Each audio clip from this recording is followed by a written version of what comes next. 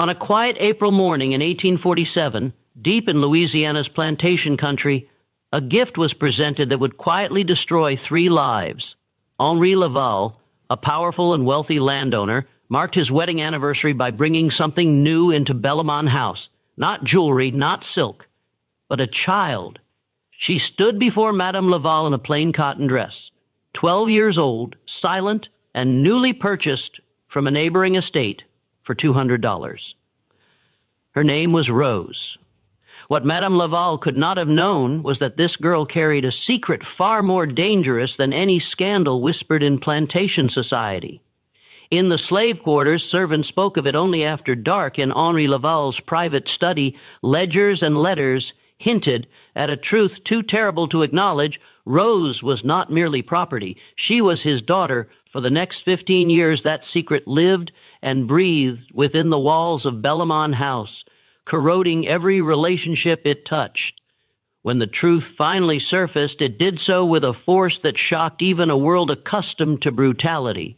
Records vanished into flames. Witnesses were silenced. A respectable version of events was carefully constructed and buried beneath wealth and influence. But some truths refused to stay buried.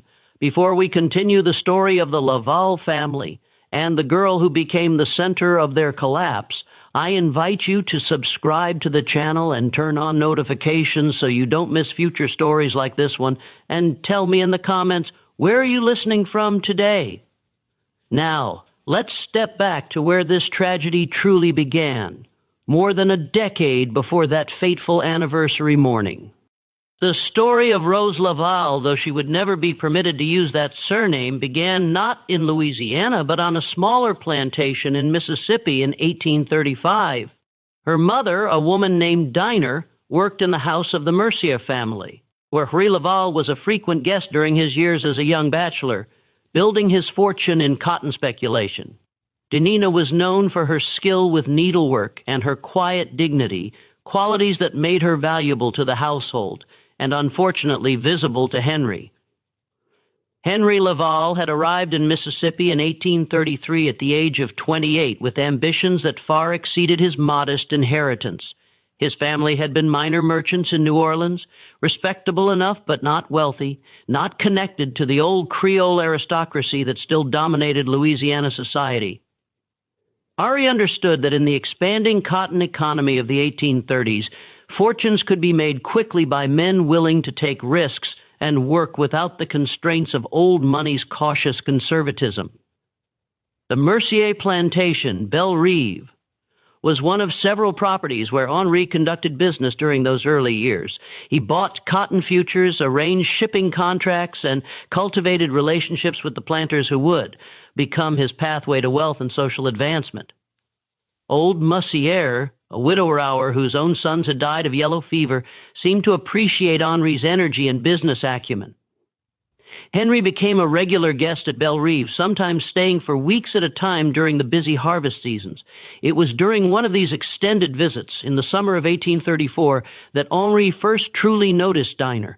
She was 23 years old, had been born on the Mercier property, and had worked in the house since childhood. Her mother had been a skilled seamstress, and Dinah had inherited that talent along with a grace and intelligence that set her apart. She could read. Madame Merrier, before her death, had taught several of the house slaves their letters, a practice that was technically illegal, but quietly tolerated in many households. What happened between Hungry and Dinah was never recorded in any letter or diary, never spoken of in polite company. But those who worked at Belle Rive during that period would later remember seeing them together in the sewing room, where Dinah worked on the household's linens, and Henri would sometimes appear with questions about fabric orders or household accounts. They would remember the way Henri looked at Dinah and the way she would lower her eyes, but not before something passed between them that was more than the usual dynamic between master and slave. The relationship, if it could be called that, lasted through the fall of 1834. Henri was young, far from home, and operating in a world where white men's access to enslaved women was simply an accepted reality, rarely questioned and never punished. Dina had no power to refuse, no protection, no choice. Whether there was any genuine feeling between them or whether it was simply another exercise of power disguised as romance is impossible to know. What is certain is that by December of 1834, Dina knew she was pregnant. She told no one at first. In a world where enslaved women's bodies were not their own, pregnancy was always complicated. It could mean increased value as a potential mother of more slaves, or it could mean punishment if the father was white and the situation threatened to become publicly awkward. Dinah watched and waited, trying to gauge what Henry's reaction would be, whether he would acknowledge any responsibility or simply disappear back to New Orleans and leave her to face the consequences alone. Henry left Belle Reve in January of 1835, returning to New Orleans for the social season. He did not come back to Mississippi that spring. Whether he knew about Dina's pregnancy before he left, or whether he simply moved on to other business opportunities and other plantations, the records don't say. But by the time Rose was born in August of 1835, Hugh Laval was already courting Celeste Dufresne in New Orleans, already building the respectable life that would eventually lead to his marriage and establishment as a prominent planter. Dinah gave birth to Rose in the quarters at Belle Reve, attended by the other enslaved women who served as midwives and nurses. The baby was lighter skinned than her mother, with features that would become more pronounced as she grew. The shape of her eyes, the line of her jaw, the way she held her head. To anyone who had known Henri Laval, the resemblance would eventually become unmistakable. Old Monsieur Messier was not a cruel man by the standards of his time and place, but he was practical. He understood what Rose's existence meant, understood the delicate situation it created. He also understood that Henri Laval was becoming an increasingly important business connection, a young man on his way to significant wealth and influence. So MSU Mercier made a decision. Dinah and her daughter would remain at Belle Reve, would be well treated, and the matter would not be discussed. It was a solution that maintained everyone's dignity, or at least the appearance of it. Rose grew up in the quarters at Belle Reve, learning to work alongside her mother. She was a bright child, quick to learn, and Dinah taught her everything she knew about sewing and household management. But Dinah also taught her daughter something else: how to be invisible, how to keep her eyes down and her thoughts hidden, how to survive in a world that saw her as property. These were lessons that would serve Rose well in the years to come, though they could not protect her from everything. Henri Laval visited Belle Reve occasionally during Rose's childhood, though less frequently than in his bachelor years. He was married now, established at his own plantation in Louisiana, focused on building his cotton empire, but when he did visit, he would sometimes see Rose, a child, playing in the yard or helping her mother carry linens or standing quietly in the corner while the adults conducted business, and each time he saw her, he would feel something twist in his chest, some combination of guilt and recognition and a strange, uncomfortable pride. She was his daughter. He could never acknowledge her, could never claim her, but she was his. By 1847, Rose was 12 years old, and the resemblance to Henri had become too pronounced to ignore. Old Monsieur Merrier had died the previous year, and his estate was being managed by a nephew who had no particular loyalty to Henri Laval, and no reason to maintain the quiet arrangement that had protected Dinah and Rose. The nephew was consolidating the estate, selling off assets, and preparing to move to Mobile, where he had business interests. Several of the Belle Reve slaves were to be sold. Andy Rose was among them. When Henri learned of this through business channels, through the network of information that connected planters and merchants across the South, he made a decision that would prove catastrophic for everyone involved. He would buy Rose. He would bring her to Bellamont House. He told himself it was to protect her, to ensure she ended up in a good situation, rather than being sold to strangers. But there was something else driving the decision, something darker and more complicated. Perhaps it was guilt, or perhaps it was a twisted desire to keep his daughter close, to have her in his household where he could see her, even if he could never acknowledge who she was. Whatever his reasoning, Henri Laval set in motion the events that would destroy his marriage, his reputation, and ultimately his life. The transaction was handled through an intermediary, as such sensitive matters often were. In March of 1847, Henry arranged for a business associate named Charles Dupin to approach the Mercier nephew about purchasing several slaves, including a 12-year-old girl skilled in household work. The price was fair, $200, standard for a healthy young slave with house training. The paperwork was unremarkable, just another bill of sale. In a society where such documents were produced by the thousands every year, Dina was not included in the sale. The separation of mother and daughter was common enough in the slave trade to raise no particular comment. Though those who witnessed Dina's grief that day would remember it for years, she held Rose until the last possible moment, whispering something in her ear that no one else could hear.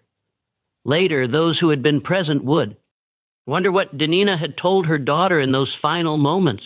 A warning, a blessing, instructions for survival. Whatever the words were, Rose carried them with her when she was loaded into the wagon that would take her to Louisiana. The journey from Believe to Belmont House took 4 days. Rose traveled with 3 other slaves who had been purchased by various buyers in the area, 2 field hands, and a woman who would work as a cook. They were chained together in the back of the wagon, given minimal food and water, and allowed to sleep on the ground at night. It was Rose's first experience of the brutal reality of being sold, of being transported like livestock from one owner to another. She had lived her entire life at Belle Rive, had known only one place, one community. Now she was being taken to a strange household to work for people she had never met for reasons she didn't understand. Rose arrived at Belmont House on April 10th, 4 days before the Laval's 9th wedding anniversary. The plantation was larger and grander than Belle Rive, with a main house that seemed enormous to Rose's eyes. 2 stories of white-painted wood with tall columns and wide galleries surrounded by gardens and outbuildings. The quarters where the slaves lived were set back from the main house, a row of small cabins that housed the 40-some people who worked the cotton fields and maintained the household. Rose was kept in the quarters initially, given time to adjust to her new surroundings. The other house slaves studied her with curiosity and some suspicion. New slaves always disrupted the established hierarchy, and Rose was particularly puzzling. She was too light-skinned, too carefully selected. And there was something about the way Messie Laval had looked at her when she arrived, a look that the older slaves recognized, and that made them uneasy. An elderly woman named Judith, who had worked at Belmont House for 30 years and served as the unofficial leader of the house slaves, took Rose aside on her second day. They were in the kitchen where Rose was being taught the layout and routines of the household. "Child," Judith said quietly, making sure no one else was close enough to hear, "you need to understand something. You're in a dangerous position here. I don't know what the master's thinking bringing you here, but it's not good. You keep your head down, you do your work, and you don't give Madame any reason to notice you more than necessary. You understand?" Rose nodded, though she didn't fully understand. She was 12 years old, had been torn from her mother and everything she knew, and was trying simply to survive each day. The complexities of the situation she had been placed in were beyond her comprehension. On the morning of April 14th, Henri called Rose into the main house. It was early before Celeste had risen, and the house was quiet except for the sounds of the kitchen staff preparing breakfast. Henri met Rose in the hallway outside his study, and for a long moment he simply looked at her in the morning light coming through the tall windows. The resemblance between them was striking. The same eyes, the same shape of face, the same way of holding themselves. Henri felt that familiar twist in his chest, that mixture of guilt and recognition. "You're to be a gift for Madame," he said finally, his voice formal, distant. "For our anniversary, you'll work directly, under her supervision, helping with her wardrobe and personal needs. You'll be respectful, obedient, and discreet. Do you understand?" "Yes, sir," Rose said quietly, keeping her eyes down as Dina had taught her. Henry wanted to say more. He wanted to ask about Dina, about Rose's childhood at Belle Rive, about whether she was frightened or confused. He wanted to tell her that he was her father, that he had brought her here to protect her, that she would be safe in his household. But he said none of these things. To speak them would be to acknowledge a truth that could never be acknowledged, to create a crack in the carefully constructed facade of his respectable life. Instead, he simply nodded and called for Judith to take Rose away and prepare her for the presentation. Rose was dressed in a new cotton dress, pale blue with white trim, finer than anything she had ever worn. Her hair was arranged carefully, braided and pinned in the style that Celeste preferred for her house slaves. She was given a white apron to wear over the dress, marking her as part of the household staff, and then she was made to wait in the hallway while Henri went to fetch his wife. Celeste was in the morning room when Henri brought Rose to her. The anniversary breakfast had been laid out on the small table by the window, fine china with a delicate floral pattern, fresh flowers from the garden arranged in a crystal vase, all the markers of civilized domesticity. Celeste was dressed in a morning gown of pale yellow silk, her dark hair arranged in the elaborate style she favored. She was 38 years old, still beautiful, in the severe way of women who have learned to use their appearance as a form of power. "My dear," Henry said, his voice carrying the formal courtesy that had characterized their marriage for years, "I have an anniversary gift for you. This girl, Rose, has been trained in household work and personal service. I thought she might be useful to you to help with your wardrobe and other needs." Celeste studied Rose with the practiced eye of a woman accustomed to evaluating property. She noted the girl's light complexion, the quality of her features, the new dress that was finer than what the other house slaves wore. She noted the way Henry stood slightly too close to the girl, the way his voice had a particular tone when he spoke about her. And then Celeste looked at Rose's face, really looked at it, and saw something that made her blood run cold. The girl had Henry's eyes, the same unusual shade of gray-green, the same shape, the same way of looking out at the world. It was unmistakable once you saw it, impossible to unsee. Celeste felt something crack inside her chest, some final illusion about her marriage shattering like the crystal vase on the table would shatter if she threw it against the wall. But Celeste had been trained since childhood in the art of maintaining appearances, of never showing emotion in public, of preserving dignity no matter what private pain she might be feeling. So she smiled, a cold, perfect smile, and nodded her acceptance. "How thoughtful of you, Henri," she said, her voice smooth as silk and just as cold. "I'm sure she'll be very useful. Rose, you may go to the kitchen and help with clearing the breakfast dishes. I'll call for you when I need you." Rose curtsied. Judith had taught her that the night before and fled from the room. She could feel the tension between Monsieur and Madame Laval, could sense that something terrible was happening, even if she didn't understand what it was. She went to the kitchen and stood in the corner trembling, while the other slaves exchanged knowing looks. Henri and Celeste were left alone in the morning room. They sat down to their anniversary breakfast, and for several minutes neither of them spoke. Henri ate mechanically, not tasting the food. Celeste sat perfectly still, her hands folded in her lap, her face composed. Finally, Henri said, "She's a good worker." The Mercier family spoke highly of her training. "The Mercier family," Celeste repeated softly, "in Mississippi, where you spent so much time before we were married." Henry's hand froze halfway to his mouth. He sat down his fork carefully. "Yes, I did business with them for several years. And this girl," Celeste continued, her voice still soft, still perfectly controlled, "she was born there at the Mercier plantation." "I believe so. How old is she?" 12. Celeste did the mathematics in her head. 12 years old. Born in 1835. Henri had been doing business with the Mercier family in 1834 and 1835 before their marriage, before he had even begun courting her. "She has your eyes," Celeste said finally, looking directly at her husband. "Did you think I wouldn't notice?" Henri said nothing. What could he say? Denial would be insulting to both of them. Admission would force them both to confront a truth that their society had carefully constructed elaborate fictions to avoid confronting. "I see," Celeste said after a long silence. She stood up, smoothing her skirt with hands that trembled only slightly. "Thank you for the anniversary gift, Henry. It's very illuminating." She walked out of the morning room with her head high, her back straight, every inch the aristocratic lady she had been raised to be. But inside, Celeste Duffrin-Laval was calculating, planning, and nursing a rage that would poison everything it touched for the next 15 years. The first weeks of Rose's life at Belmont House established patterns that would persist for years.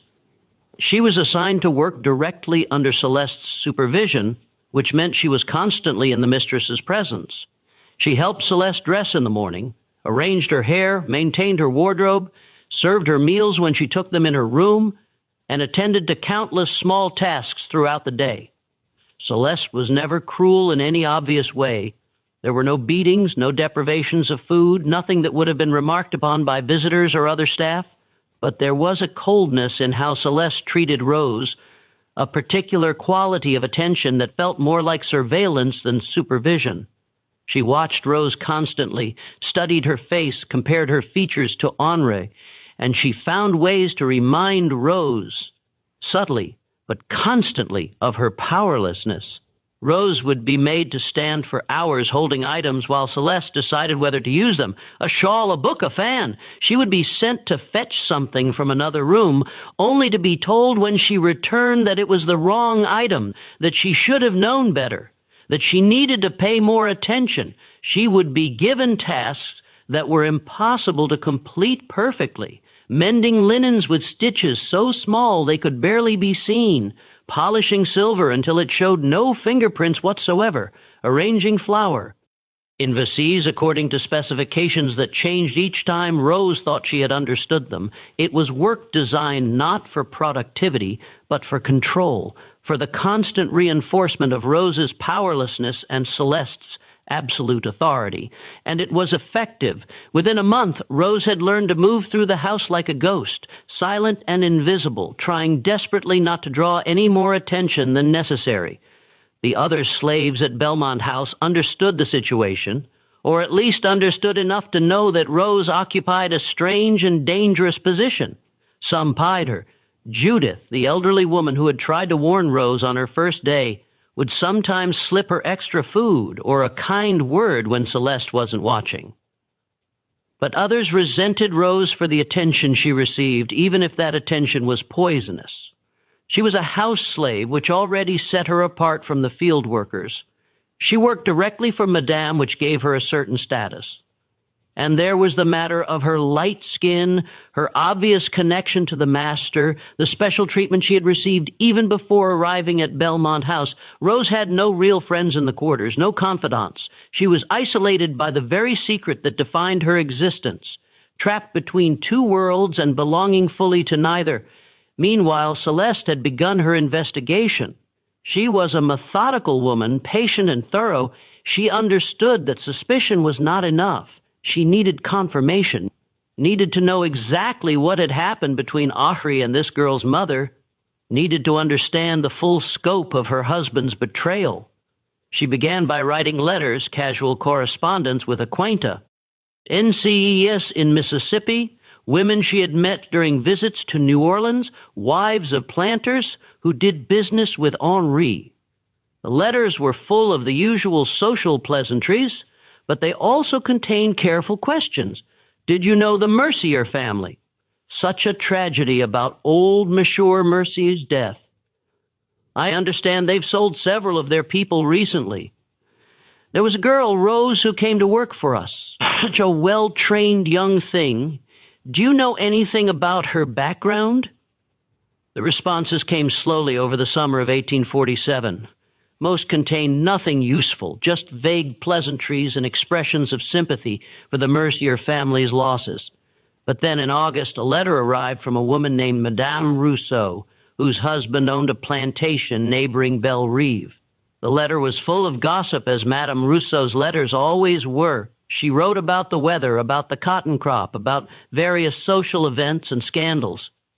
And then, almost as an afterthought, she wrote, "You mentioned the girl Rose who came to work for you. Yes, I remember her mother Dinah, such a skilled seamstress. There was some talk years ago about the circumstances of Rose's birth. You know how people gossip. Your husband was a frequent visitor at Belle Rive in those days before your marriage, of course. I'm sure it's nothing, just the usual plantation rumors. But the girl does have rather distinctive features, doesn't she?" Celeste read the letter 3 times, standing by the window in her bedroom, where the afternoon light fell across the page. The phrasing was delicate, the implications carefully veiled, but the message was clear enough. Her suspicions were confirmed. Rose was Hongris' daughter, born of a relationship with an enslaved woman during his bachelor years in Mississippi. That evening, Celeste confronted Henri in his study. It was after dinner and the house was quiet. She closed the door behind her and stood in front of his desk, the letter from Madame Rousseau in her hand. "I know," she said simply. Henri looked up from the ledger he had been reviewing. He saw the letter, saw the expression on his wife's face, and understood immediately what she meant. "Celeste," he began. "Don't," she interrupted, her voice sharp. "Don't insult me with denials or explanations. I know what you did. I know who that girl is, and I know that you brought her into this house, into my household, as some sort of what? Penance? Attempt at protection? A way to keep your bastard daughter close while maintaining your respectable facade." Henri stood up, his face flushing. "It wasn't like that. I was trying to help her. The Mercier estate was being sold, and she would have been sent to God knows where. I thought if I brought her here, you thought you could have it both ways," Celeste said coldly. "You thought you could keep your daughter as your slave, could see her every day, could feel better about yourself for protecting her, all while never having to actually acknowledge what you'd done or face any real consequences for it. And you thought I would never know, or that if I did know, I would simply accept it like a good wife and say nothing. What do you want me to do?" Henri asked, his voice tired. "She's here now. She's a child. Whatever happened with her mother was 12 years ago, before we were married. I can't change the past." "No," Celeste agreed. "But you can change the present. You can sell her. Send her away. Remove this reminder of your indiscretion from my house." Henri shook his head. "I won't do that. She's safe here. She's being treated well. To sell her now would be to condemn her to who knows what kind of situation." "How noble of you," Celeste said, her voice dripping with sarcasm. "How very noble to keep your slave daughter in your household where you can feel virtuous about protecting her while she serves your wife. Do you not see how twisted this is? How insulting it is to me to have to look at her every day, to see your eyes looking back at me from her face?" "I'm sorry," Henri said quietly. "I'm sorry for all of it, but I won't sell her. That's final." Celeste stared at her husband for a long moment. Then she smiled, a cold, terrible smile that made Henri take a step back. "Very well," she said, "she stays. But understand this, Henri, she is my property now. You gave her to me as a gift. Remember, that means I decide how she's treated, what work she does, what happens to her. You've absolved yourself of responsibility by making her mine. So she's mine, and you will not interfere with how I choose to manage my own property." She turned and walked out of the study, leaving Henri standing alone among his ledgers and account books, surrounded by all the evidence of his wealth and success, and feeling more powerless than he had ever felt in his life. From that night forward, the dynamic at Bellamont House shifted into something darker. Celeste's treatment of Rose became more pointed, more deliberately cruel in small ways. The tasks became more tedious, the standards more impossible, the criticism more constant, and Henri, bound by his own words and his Own guilt could do nothing but watch. The years between 1847 and 1852 saw Rose grow from a frightened child into a young woman trapped in an impossible situation. She understood by now, through overheard conversations and the way Celeste looked at her, that Henri was her father. But this knowledge brought no comfort, no protection. If anything, it made her position more precarious. Rose learned to read Celeste's moods, to anticipate her needs, to make herself as invisible as possible. She learned which rooms to avoid when Madame was in a particularly dark mood, which tasks were most likely to meet with approval, which silences were safest. It was an education in survival, in navigating a world where she had no power and no protection. Henri avoided Rose as much as possible. When he did encounter her in the house, his expression was a mixture of guilt and something else. Perhaps regret, perhaps resentment that she existed as a living reminder of his past indiscretion and present moral failure.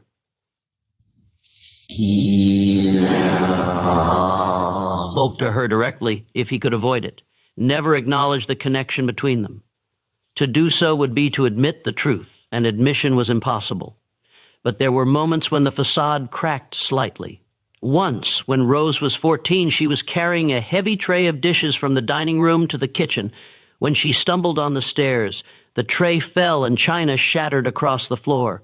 Rose stood frozen, knowing that such carelessness would result in punishment, probably being denied dinner, possibly being whipped by the overseer if Celeste was angry enough. Henri had been in the hallway and had seen the accident. He saw Rose's face, saw the fear there, and something in him broke. He called for Judith to clean up the mess and told Rose to go to the kitchen. When Celeste came to investigate the noise and demanded to know who was responsible, Henri said it had been one of the other slaves, that the matter had been dealt with, that Celeste needn't concern herself. It was a small protection, a small lie, but it was the only thing Henri could offer. And Rose, standing in the kitchen and listening to her father lie to protect her, felt a complicated mixture of gratitude and grief. He was her father, and he cared enough to lie for her. But he didn't care enough to free her, to acknowledge her, to give her any real protection or any real life. As Rose grew older, new dangers emerged. She was becoming a young woman, and in the world of southern plantations, that meant she was becoming vulnerable in new ways. The male slaves at Bellamont House generally left her alone. She was too closely associated with the master and mistress, too dangerous to approach. But there were visitors to the plantation, business associates of honorees, who would sometimes stay for days or weeks. And there were the white men who worked on the property, the overseer, the bookkeeper, the various tradesmen who came and went. Rose learned to avoid being alone with any of them, learned to keep to the main house where Celeste's presence offered a strange kind of protection. Celeste might hate her, might make her life miserable in countless small ways, but she also had a vested interest in maintaining control over her household and her property. No one would touch Rose without Celeste's permission, and Celeste was not inclined to grant that permission. But in 1850, when Rose was 15, the situation changed. Henri hired a new overseer named Thomas Garrett to manage the field operations at Belmont. Garrett was a hard man, typical of his profession. He had worked on plantations across Louisiana and Mississippi, had a reputation for maintaining discipline and maximizing productivity. He was also a man who believed that his position gave him certain privileges, including access to enslaved women. Garrett noticed Rose almost immediately. She was beautiful in a way that was impossible to ignore. Light-skinned, delicate features, a grace in how she moved that set her apart from the other slaves. And there was something else about her, something in her bearing that suggested she was different, special, connected to the master's household in some significant way. Garrett began to pay attention to Rose, finding excuses to be near the main house, making comments that started as seemingly innocent observations and gradually became more pointed. He would compliment her appearance, ask her questions about her work, suggest that she must get lonely working in the big house all day. Rose understood the danger immediately. She had seen what happened to slave women who caught the attention of white men, had heard the stories whispered in the quarters. She tried to avoid Garrett, but it was difficult. He had legitimate reasons to be around the main house.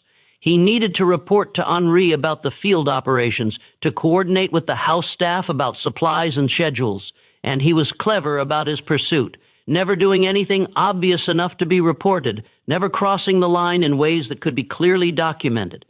Rose finally worked up the courage to mention Garrett's behavior to Celeste. It was a desperate move, but she hoped that the mistress might intervene, if only to protect her property. She waited until she was helping Celeste dress one morning when they were alone in the bedroom. "Madame," Rose said quietly, her voice shaking, "I need to tell you something. The overseer, Mr. Garrett, he's been paying attention to me, saying things. I'm afraid of what he might do." Celeste continued fastening her dress, not looking at Rose. For a long moment she said nothing. Then finally she turned and looked at the girl with cold eyes. "You will manage your own difficulties," Celeste said flatly. "Do not bring such matters to me again. You are not a child anymore, Rose. You should be capable of handling the attention of men without running to me for protection." Rose felt something die inside her chest. She had known that Celeste hated her, had known that she could expect no kindness from the woman who owned her, but she had hoped desperately that Celeste's sense of property rights, her desire to maintain control over her household, would offer some protection. Instead, Celeste was making it clear that Rose was on her own, that whatever happened to her was her own problem. "Yes, madame," Rose whispered and said nothing more. The rejection was devastating, but it also clarified Rose's situation with brutal honesty. She was truly alone. Henri wouldn't protect her because to do so would be to acknowledge their relationship. Celeste wouldn't protect her because she wanted Rose to suffer. The other slaves couldn't protect her because they had no power. Rose was trapped in a situation where she was vulnerable to any height man who decided to take an interest in her with no recourse and no hope of intervention. She began to plan. It was a desperate, probably hopeless plan, but it was all she had. She would save every penny she could get her hands on. Tips from visitors, coins found in the laundry, anything. She would learn everything she could about the world beyond Bellamont House, about routes north, about people who might help escape slaves, and when the time was right, when she had enough resources and enough knowledge, she would run. It was a fantasy, really.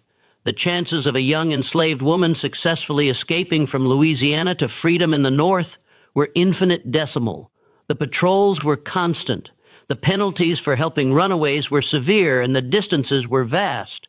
But the fantasy gave Rose something to hold on to, some sense of agency in a life where she had none. The summer of 1852 brought the crisis that would accelerate the tragedy unfolding at Bellamont House. Thomas Garrett's attention to Rose had become increasingly aggressive over the past 2 years.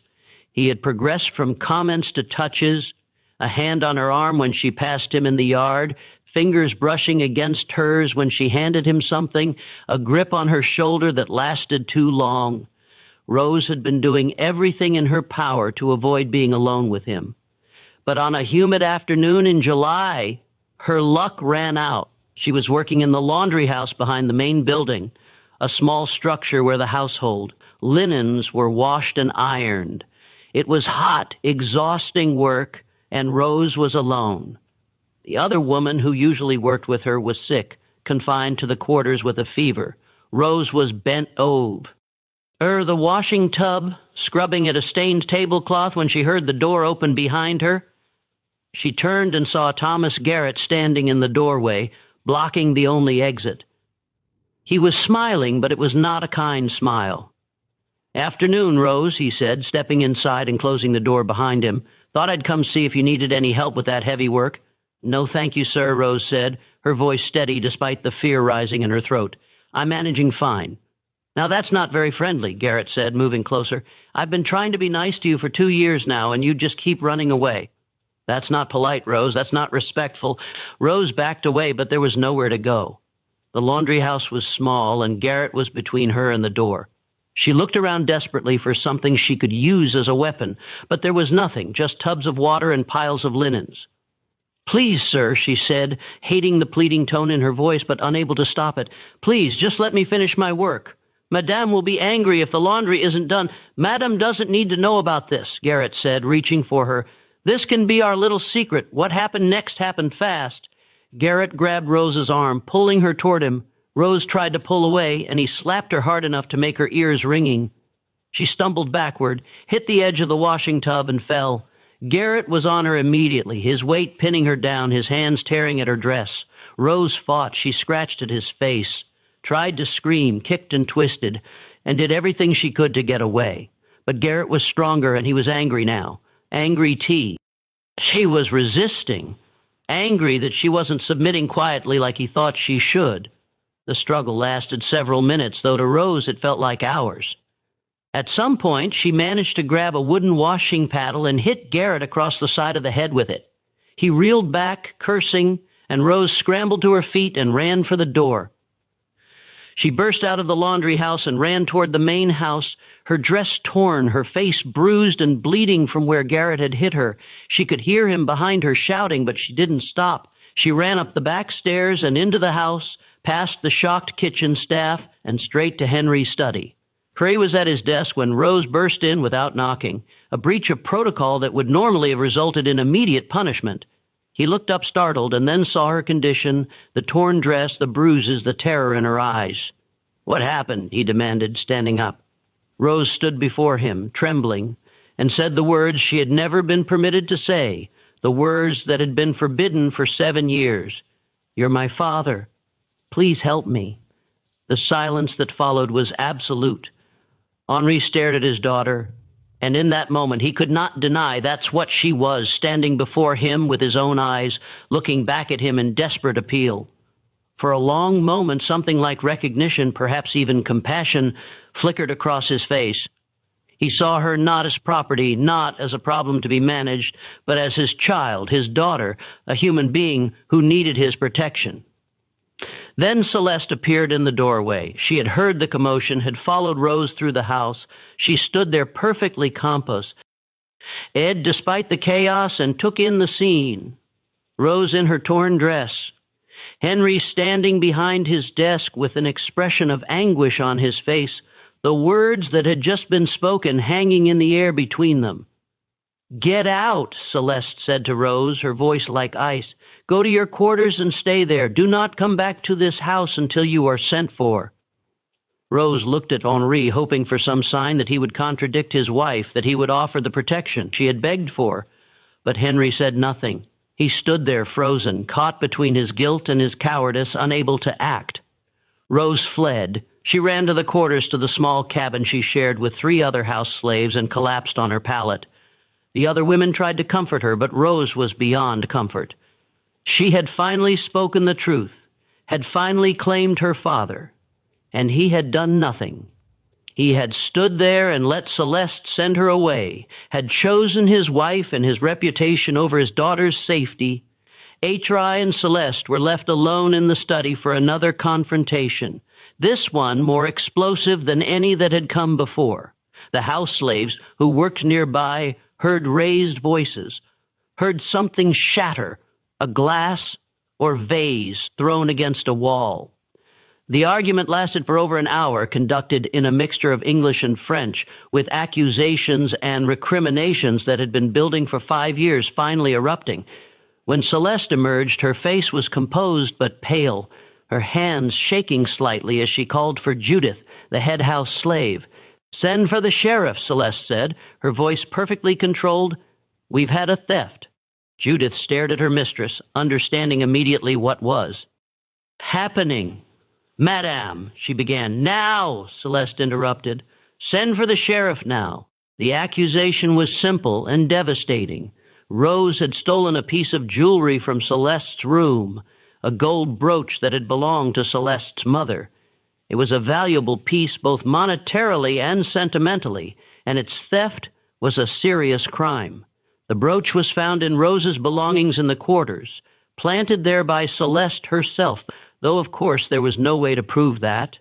The other slaves knew immediately that Rose was being framed, that this was Celeste's revenge for the scene in Henry's study, for Rose's claim of kinship for 7 years of humiliation and rage. But there was nothing they could do.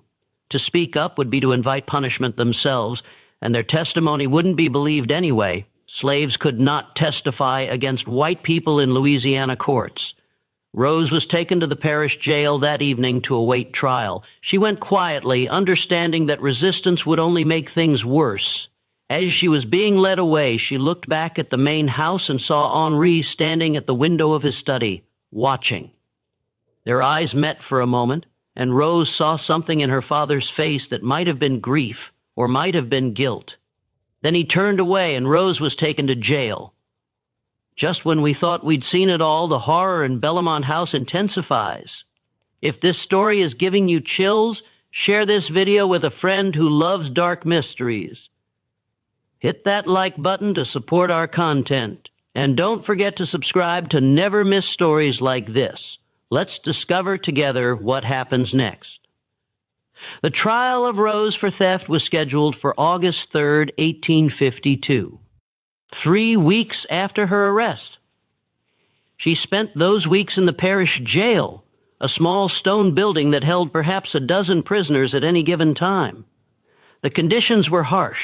She was kept in a cell with 2 other women, given minimal food and water, and allowed outside only for brief periods each day. But the physical hardship was nothing compared to the psychological torment of knowing that she was being punished not for anything she had done, but simply for existing, for being the living evidence of H.R.I. Laval's past and Celeste Laval's humiliation. Ori visited the jail once during those 3 weeks. He came late at night when few people would see him and asked to speak with Rose privately. The jailer, who knew Henri and depended on his goodwill for various business matters, allowed it. Father and daughter sat across from each other in the small visiting room, separated by a wooden table. For a long time, neither of them spoke. Henry looked at Rose, at her bruised face, her thin frame, the hopelessness in her eyes, and felt shame so profound it was almost physical. "I'm sorry," he said finally. "I'm sorry for all of it, for bringing you here, for not protecting you, for being too weak to do what I should have done." Rose said nothing. What was there to say? Sorry didn't change anything. Sorry didn't free her from jail, didn't erase the past 7 years, didn't give her back her mother or her childhood or any hope for a future. "The trial," Henry continued, his voice low. "Celeste is determined to see you convicted. She wants you sent to the state prison or sold out of state, or I don't know what she wants exactly. Revenge, I suppose, for everything." "And what do you want?" Rose asked Spee. "King for the first time." Her voice was flat, emotionless. Ari looked at his hands. "I want to make this right, but I don't know how. If I testify that you didn't steal the brooch, Celeste will know I'm lying to protect you. It will confirm everything she suspects, will make the situation worse. But if I don't testify, you'll be convicted. There's no evidence in your favor, no witnesses who can speak for you. So I'm going to be convicted," Rose said, "and you're going to let it happen because protecting me would be inconvenient for you. It's not that simple." "Yes, it is," Rose interrupted, her voice suddenly fierce. "It's exactly that simple. You could free me. You could acknowledge me as your daughter and free me. You have that power, but you won't because it would cost you too much. Your reputation, your marriage, your position in society. So instead, you'll let me be convicted of a crime I didn't commit, and you'll tell yourself it's complicated, that there's nothing you can do." Henry had no answer to that because Rose was right. He had the power to free her, to acknowledge her, to give her a life, but he wouldn't because the cost to himself was too high. He was a coward, and they both knew it. He left the jail that night without saying anything more, and Rose was left alone with the knowledge that her father had chosen his comfort over her freedom, had chosen his reputation over her life. The trial took place on a hot August morning in the parish courthouse. It was a brief proceeding, as such trials typically were, when the accused was enslaved and the accuser was white and wealthy. The courthouse was full. Trials were public entertainment, and a case involving the prominent Lava. L family had drawn a crowd. Celeste testified first. She was composed, dignified, every inch the wrong lady. She described the brooch. A gold piece with pearls and a small ruby, a gift from her mother on her wedding day of great sentimental value. She described discovering it missing from her jewelry box, searching the house, and finally finding it hidden in Rose's belongings in the quarters. She spoke with just the right amount of emotion, enough to seem genuinely hurt, not so much as to seem hysterical or unreliable. The sheriff testified next, corroborating Celeste's story. He had been called to Belmont House, had been shown the missing brooch, had accompanied Madame Laval to the quarters where the brooch had been found in Rose's possession. It was a clear case of theft, he said. The evidence was undeniable. Rose was not permitted to testify in her own defense. Louisiana law prohibited slaves from testifying against white people. Her court-appointed attorney, a young man who had been practicing law for less than a year and who clearly wanted to be anywhere but in this courtroom, made a perfunctory argument that the evidence was circumstantial, that there was no proof Rose had actually taken the brooch, but his heart wasn't in it, and everyone in the courtroom knew it. The judge was preparing to deliver the inevitable guilty verdict when Henri Laval stood up in the courtroom. "Your Honor," he said, his voice rough, "I wish to address the court." The room fell silent. Celeste turned to stare at her husband, her face suddenly alert with alarm. She knew that tone in his voice, knew that something was about to break. She half rose from her seat as if to stop him. But it was too late. Henri walked to the front of the courtroom. He looked at Rose standing in the dock with her hands bound, her face showing no expression because she had learned long ago that showing emotion was dangerous. He looked at his wife sitting rigid in her seat, her eyes promising consequences. He looked at the judge, at the crowd of spectators, at all the people who represented the society he had worked so hard to be accepted by, and then he made his choice. "The girl is innocent," Henri said clearly. "The brooch was not stolen, it was misplaced. My wife was mistaken." The courtroom erupted in murmurs. The judge banged his gavel for silence. Celeste had gone white, then red, her hands gripping the arms of her chair so tightly her knuckles showed pale. "Monsieur Laval," the judge said carefully, "are you certain? This is a serious accusation to retract. Are you saying that your wife has lied to this court?" Henry hesitated. He could feel Celeste's eyes on him, could feel the weight of what he was doing. If he continued, if he publicly contradicted his wife, he would be humiliating her in front of the entire parish. Their marriage would be destroyed. His reputation would be damaged. People would ask questions about why he was so determined to protect this particular slave girl. But if he didn't continue, Rose would be convicted. She would be sent to the state prison, or sold to a chain gang, or transported to the deep south where the conditions were even harsher than in Louisiana. She would suffer, possibly die because of his cowardice, or he thought of the night he had visited Rose in jail, of the way she had looked at him with his own eyes and told him he was choosing his calm for it over her freedom. He thought of Dinina, Rose's mother, whom he had used and abandoned. He thought of all the choices he had made, all the ways he had failed to be the man he should have been. "I am saying," Henry said slowly, "that there has been a misunderstanding. The brooch was not stolen. I asked the court to dismiss the charges and release the girl to my custody." The judge looked at Celeste, who sat frozen in her seat, her face a mask of fury and humiliation. He looked at Henri, who stood with his shoulders back and his head high, looking more determined than anyone had seen him look in years. And the judge, who was a practical man and who understood that he was witnessing the public dissolution of one of the parish's most prominent marriages, made the only decision he could make.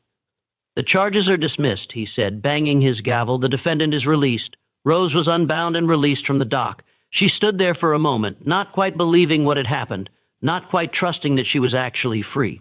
Then Henri walked over to her and said quietly, "Come with me." They walked out of the courthouse together, father and daughter, while the crowd whispered and stared. Celeste remained in her seat, too shocked and too angry to move. She had been publicly contradicted by her husband, had been made to look like a liar or a fool, had lost the revenge she had been planning for weeks. The humiliation was complete. The ride back to Belmore House was silent.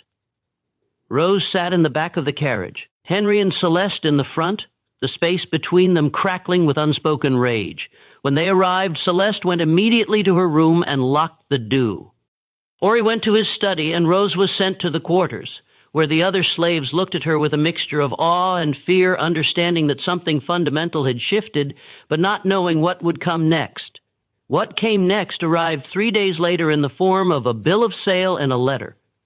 Henri had spent those 3 days in his study, drinking brandy and writing letters and making arrangements. He had not spoken to Celeste, who remained locked in her room, refusing food and refusing to see anyone. He had not spoken to Rose, who remained in the quarters, waiting for whatever would happen next. On the third day, Henry called Rose to his study. She came reluctantly, still not trusting that the situation had truly changed, still expecting some new punishment or betrayal. Henri was standing by the window when she entered, looking out at the cotton fields that stretched to the horizon. He didn't turn around when she came in. "I've arranged for you to be sold," he said without preamble. To a family in Texas, the Harpers. They're respectable people known to treat their slaves reasonably well. You'll leave tomorrow. Rose felt something cold settle in her stomach, so this was it. She had been freed from jail only to be sold away, sent to strangers in a distant state. It was better than prison, she supposed, but it was still exile, still punishment. I understand, she said quietly. No, Henry said, finally turning to look at her. You don't understand. The sale it's a fiction. The Harpers are abolitionists. They'll take you to Texas, and then they'll help you get to Mexico. From there, you can make your way north to the free states, or you can stay in Mexico. You'll be free, Rose. Truly free. Rose stared at her father, not quite believing what she was hearing. Free? Yes, Henry said. He reached into his desk and pulled out a small leather pouch. This is for you. $200 in gold coins. It's the price I paid for you 5 years ago. It's not enough. Not nearly enough to make up for everything, but it's what I can give you. Use it to start your life wherever you decide to go. He held out the pouch, and Rose took it with trembling hands. She opened it and saw the gold coins gleaming inside, more money than she had ever seen in her life. There's also this, Henry said, handing her a sealed letter. It's a letter of manumission, signed and notarized. It says that you've been freed by your owner. It's not entirely legal. Technically, Celeste owns you, not me, and she hasn't signed anything, but it should be enough to protect you if you're questioned. And once you're out of Louisiana, it won't matter anyway. Rose looked at the letter, at the gold, at her father's face. She saw the guilt there, the shame, the desperate need to believe that this gesture could somehow make up for 7 years of cowardice and cruelty. Why now, she asked. Why are you doing this now, after all this time? Henri was silent for a long moment. Because I saw you in that courtroom, he said finally. I saw what I had done to you, what I had allowed to be done to you. And I realized that if I didn't act then, if I let you be convicted and sent away, I would never be able to live with myself. I've made a lot of mistakes, Rose. I've been weak and selfish and cowardly, but I can do this one thing. I can give you your freedom. What about Madam? Rose asked. What will she do when she finds out? I don't know, Pry admitted. She'll be furious. She may leave me, may divorce me, may make my life hell, but that's my problem, not yours. You'll be gone and you'll be free, and that's what matters. Rose looked at her father for a long moment. She thought about everything that had happened, about her mother left behind in Mississippi, about 7 years of servitude and humiliation, about all the ways Henry had failed her. And she thought about this moment, about the fact that he was finally doing the right thing, even if it was too late to undo all the harm that had been done. Thank you, she said quietly. It wasn't forgiveness. She didn't know if she could ever forgive him, but it was acknowledgement, recognition that he was trying in his inadequate way to make amends. Henri nodded. He looked like he wanted to say more, wanted to embrace her or offer some final words of wisdom or apology, but he didn't. The distance between them was too great, the damage too profound. Instead, he simply said, "The Harpers will be here tomorrow morning. Be ready." Rose left the study and returned to the quarters. She told no one about the conversation, about the plan, about the gold and the letter hidden in her dress. She simply packed her few belongings and waited for morning. The Harpers arrived at dawn. They were a middle-aged couple, quiet and serious, who conducted their business with Henry quickly and efficiently. The bill of sale was signed, the money exchanged, and Rose was loaded into their wagon along with some supplies for the journey. As they pulled away from Bellamont House, Rose looked back one last time at the place that had been her prison for 7 years. She saw Henri standing on the gallery, watching her leave. Their eyes met across the distance, and Rose raised her hand in a small gesture, not quite a wave, not quite a farewell, but an acknowledgement. Henri raised his hand in return. Then the wagon turned onto the road, and Bellamont House disappeared from view. The journey to Texas took 2 weeks. The Harpers were kind to Rose, treating her not as property, but as a person. They explained their plan. They would take her to their home near the Texas-Mexico border, and from there they would help her cross into Mexico. They had contacts there, people who could help her establish